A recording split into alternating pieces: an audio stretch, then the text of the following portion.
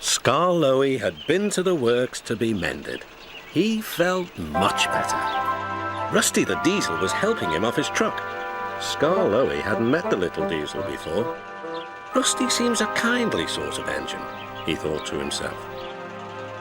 I help to mend the line and do odd jobs, explained Rusty. I hear everyone is looking forward to seeing you again. Come on.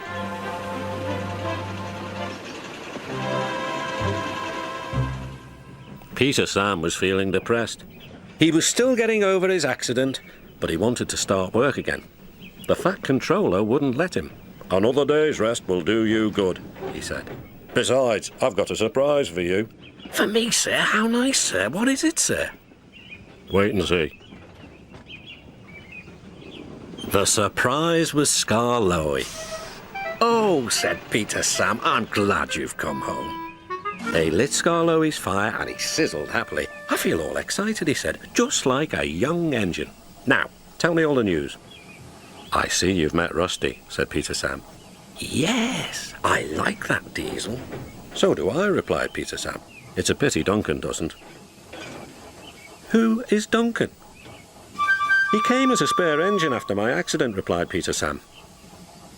Is he useful? He keeps busy and I'm sure he means well, but he's bouncy and rude. He sings and sways and swivels around. His driver calls it rock and roll. I understand, said Skarloey gravely. His driver interrupted. Duncan has done it again. He's stuck in a tunnel. Come on, old boy. We'll have to get him out. Skarloey was pleased. He wanted to run and looked forward to meeting Duncan. They found the guard's van and some workmen and hurried up the line. How nice and smooth the rails are, thought Skarloey. They've mended all the old bumps. The little diesel helped do that. What a difference Rusty's made to the line.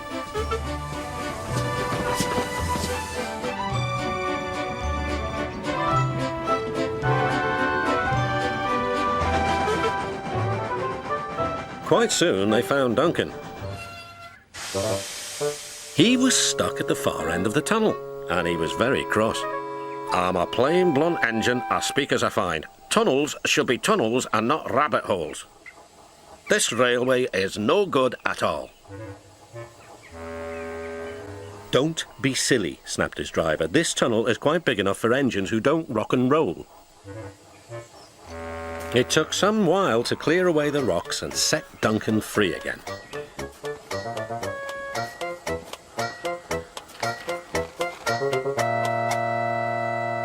At last, Skarloey was able to push Duncan and his coaches safely through.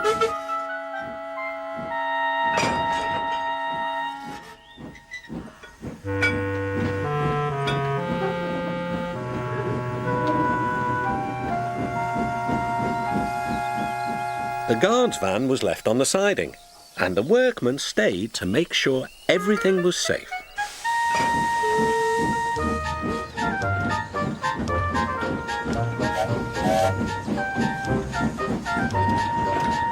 Duncan grumbled all the way home, but Skarloey paid no attention. Later, the Fat Controller spoke severely to Duncan. Listen to me. There is nothing wrong with that tunnel. You stuck in it because you tried to do rock and roll. Tunnels are not dance floors, and you are not a pop star. The Fat Controller gave his full attention to Duncan's funnel. If it happens again, he ended ominously, I shall find ways to cut you down to size. In other words, your career is on the line. Need I say more? Duncan thought the Fat Controller had said quite enough, and he remained completely silent and still for at least a whole evening.